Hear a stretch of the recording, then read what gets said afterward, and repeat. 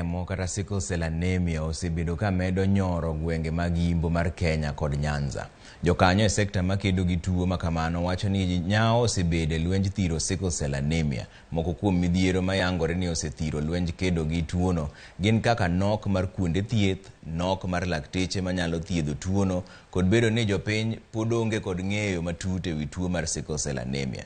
Jogo mani kod tuono bende pod medo chwalo duondgi ne sirikal mondo mi odewgi. Coast, Nyanza na Western Region kwa wingi. Kitu tunaweza venye tunasikia yenye tukiweza kuelezea hautaelewa. So wadwa ni sirikal oketo hospitende government institutions makonyo jok manigi sickle cell.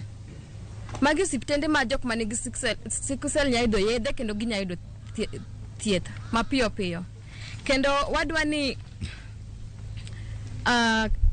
the Kenyan government mondo ket sickle cell kaka tuo mar thago piny ngima. Ma biro konyowa kaka jok ma advocate for sickle cell mondo ji oyud thieth makare.